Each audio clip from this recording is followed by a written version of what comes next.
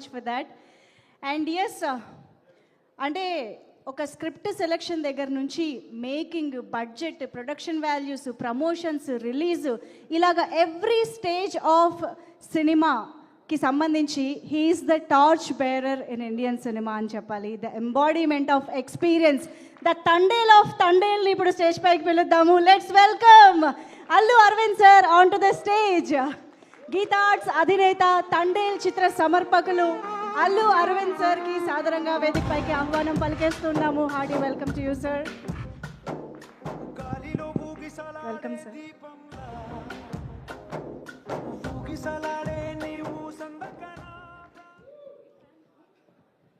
ప్రేక్షకులందరికీ నమస్కారం. మీడియా మిత్రులందరికీ నా శుభాభినందనలు. To start with Nagarjuna garu, thank you very much for visiting us, blessing all the unit. మీరు ఎంత ఆనందపడతారో మనం ఏమేమి మాట్లాడుకున్నామో నా దృష్టిలో ఉన్నాయి. Thank you very much for coming here. Then ఎవరి గురించి చెప్పాలి, ఎంతమంది గురించి చెప్పాలి? అశ్విని గారు, థ్యాంక్ యూ. నా చిరకాల మిత్రుడు, ఒకే టైంలో మేము వచ్చాం. మీరు కూడా వచ్చి, అంటే మీరు మాట్లాడనన్నారో ఏమో నాకు తెలియదు కదా, మీరు కూడా వచ్చి 2 మాటలు మాట్లాడిన తర్వాత నేను కంటిన్యూ చేస్తాను. మాట్లాడనని చెప్పారా? అర్థమైంది.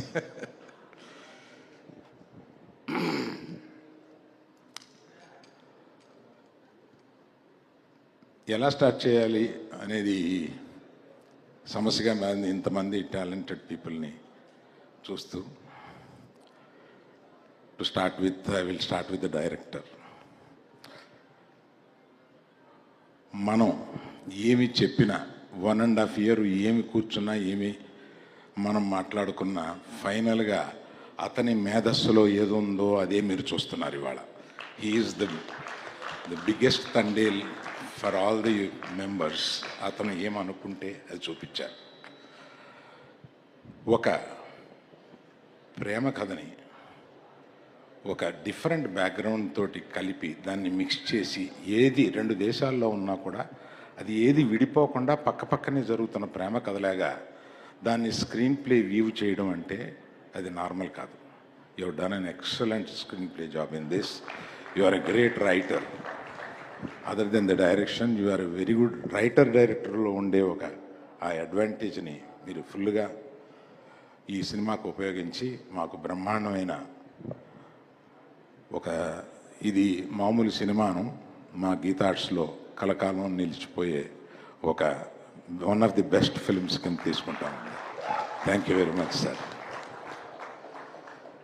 Before I talk about my beloved hero, let me, Sai Pallavi, అన్యాయం నువ్వు రాకపోవడం, నువ్వు ఇవాళ ఇక్కడ ఉండాలి. సో నీ గురించి ఏం చెప్పం, ఆంధ్రదేశం అంతా ఇవాళ నీ గురించి మాట్లాడుకుంటున్నారు. నేను కొత్తగా ఏం చెప్పం, అంతమందిని నిన్ను ప్రేమిస్తున్నారు, నిన్ను ఎక్కడో నెత్తిన పెట్టుకుంటున్నారు, కానీ నువ్వు ఎక్కడో వెళ్ళి కూర్చున్నావు. వచ్చి మా అందరితో పాటు ఉండాలి కదా ఇక్కడ. Thank you very much Pallavi. I know you are coming tomorrow and joining with us on the rest of the functions. Thank you very much. Now I come to Chaitu. నేను రిలీజ్కి ముందు, అంటే ఇది సాహసం అవుద్ది, ఆ సాహసం ఏం చేశానంటే, అంటే అతని పెర్ఫార్మెన్స్ ఎడిటింగ్ రూమ్లో చూసి ఎక్సైట్ అయ్యి, నేను రిలీజ్కి ముందు ఒక ఫంక్షన్లో, ఐ థింక్ బాంబేలో అనుకుంటా, ఇంతవరకు చైతు చేసిన జర్నీ ఒక ఎత్తు, ఇక్కడ నుంచి జర్నీ చేయబోతున్నది ఒక ఎత్తు, ఇది గుర్తుపెట్టుకోండి అని నేను, అది రిలీజ్కి ముందు మాట్లాడడం ఒక సాహసమే, కానీ ఒక నమ్మకంతో అతను చేసిన ఆ పెర్ఫార్మెన్స్ చూసి ఇంప్రెస్ అయ్యి, అంటే జనరల్గా సాయి పల్లవి ఇలా అంటే ఏడిపించగలదు, కానీ ఒక హీరో ఏడిపించడం అంటే మాటలు కాదు. అటువంటి సీన్ ఆయన రాయగలగాలి, అటువంటి సీన్ ఈయన చేయగలగాలి. నాకు ఎడిటింగ్ రూమ్లోనే తను ఆ ఇన్విటేషన్ కార్డు, తనకి కాబోయే భార్య కాకుండా ఇంకొకళ్ళు చేసుకుంటున్న ఇన్విటేషన్ కార్డుని చూస్తూ అతను లెగిసి ఒక 5 నిమిషాల పాటు పర్ఫార్మెన్స్ చేసి చించేశాడు. That is peak of his performance ఆ సినిమాలో.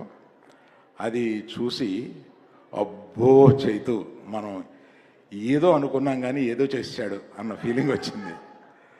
Thank you Chaitu for making such a great effort. ఎందుకంటే మేము కూర్చొని మాట్లాడుకున్న దాంట్లో ఈ సినిమా ముగిసే వరకు ఇంకో సినిమా ఎప్పుడుంది ఎక్కడుంది అని కూడా నేను ఆలోచించను. ఎందుకంటే మేము రిక్వెస్ట్ చేసాం, ఇది 1 సంవత్సరం పట్టొచ్చు, పైన పట్టొచ్చు. దీనికి అటువంటి ట్రాన్స్ఫర్మేషన్ మీకు కావాలి కనుక టైం పట్టొచ్చు, తీయడానికి టైం పట్టొచ్చు. మనం చూసుకుని తీస్తూ ఈ సినిమాని గొప్ప సినిమాగా చేద్దాం అన్నప్పుడు ఆయన మాకు ఇచ్చిన హామీ ఏంటంటే, ఈ సినిమా అయ్యే వరకు నేను ఇంకో సినిమా గురించి ఆలోచించను, మిమ్మల్ని అడగను, do it yourself. So those things are great things. I still remember that day when I sat with you. Thank you very much for that assurance. And thank you for one more thing. ఇవాళ మీ భార్యని ఇక్కడికి తీసుకురావడం మాకు మహదానందం అయింది. మొట్టమొదటిసారిగా మీరు ఒక public ఫంక్షన్కి తీసుకురావడానికి మా గీతాడ్సు తండేలు ప్లాట్ఫామ్ మీద మీరు మీ భార్యని ఫస్ట్ టైం తీసుకొచ్చినందుకు చాలా సంతోషం.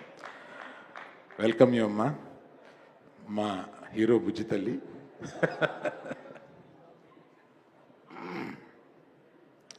ఇంకొక దుర్మార్గుడు నా జీవితంలో ఉన్నాడు, అతనే దేవి ప్రసాద్.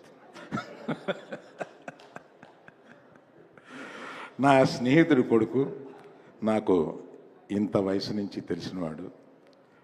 అతను మొట్టమొదట మ్యూజిక్ చేసేసి ఒక క్యాసెట్ తీసుకొచ్చి నాకు వినిపిస్తే నేను ఎక్సైట్ అయ్యి, మ్యూజిక్ కంపెనీ పేరేంటి, మ్యాగ్నా సౌండ్. ఆ మ్యాగ్నా సౌండ్ కంపెనీ వాళ్ళకి నేను ఇది వినిపించి, ఇతను ఒక పెద్ద మ్యూజిక్ డైరెక్టర్ అయిపోతాడు, మీరు మిస్ అయిపోతారు, ఇది మీరు పబ్లిష్ చేయండి దీన్ని అని చెప్పి, ఇతను అప్పటికి మ్యూజిక్ డైరెక్టర్ కాలేదు. అప్పటి నుంచి తిరిగి మొన్న మా సంభాషణ ఒకటి మీకు చెప్పాలి. దేవి, నేను ఫోన్ చేశాను, అంటే మేము రాత్రులు 2ంటికి ఇట్లా ఉంటుందన్నమాట. ఫోన్ చేసి, నువ్వు పాటలు చాలా బాగున్నాయి, ఇది ఎడిట్ లాస్ట్ 1 మంత్లో, పాటలు చాలా బాగున్నాయి, మ్యూజికల్ అంటున్నావు, లవ్ స్టోరీ అంటున్నావు, లవ్ స్టోరీలోకి మ్యూజిక్ మెర్జ్ అయిందా అని నాకు డౌట్ వచ్చింది అన్నాను. అంటే భలే డౌట్, చాలా కరెక్ట్ డౌట్ అన్నాడు. అదేంటది అంటే, నేను మనకున్న మ్యూజిక్లో హిట్ అయిన సాంగ్స్లో తీసుకొని నేను బ్యాక్గ్రౌండ్ స్కోర్లో దాన్ని ఎలా మెర్జ్ చేసి I will stitch it the cinema, please see it అని అన్నాడు. అది కొన్ని సినిమాల్లో చేశాడు, అది నాకు గుర్తుంది, కానీ ఈ సినిమాలో ఎలా చేస్తాడని ఒక యాంగ్జైటీలో అడిగాను. దాని తర్వాత ఇంకొక రోజు అర్ధరాత్రి ఆ రైటర్ గారిని లేపి, అతను ఈ మన హీరో ఈ ఇన్విటేషన్ చూసినప్పుడు, అప్పుడు ఓన్లీ బ్యాక్గ్రౌండ్ స్కోర్ ఉండేది, నేను ఎడిట్ రూమ్లో చూసినప్పుడు, దాన్ని ఎంత పని చేసేవే బుజ్జి తల్లి అనే సాంగ్ని ఒక రాత్రి అనుకుని ఆయన లేపి అది చేసి, పొద్దున్న అది మేము చూసేటప్పటికి అసలు ఆ సీన్ ఇంకెక్కడికో వెళ్ళిపోయింది.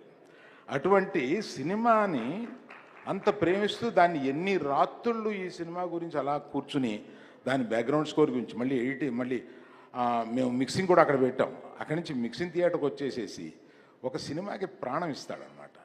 అందువల్లే ఇంత చిన్న వయసులో అంత గొప్పడయ్యాడు. మొన్న ఈ మధ్య తమిళనాడులో నేను, ఎప్పుడురా ఇతని వర్షం నిన్నే ఇరికే 25 సంవత్సరాలు ఎలా రా బాబు నీకు ఇంత మంచి మ్యూజిక్ ఇచ్చుకుంటూనే వస్తున్నావు అని అడిగాను నేను.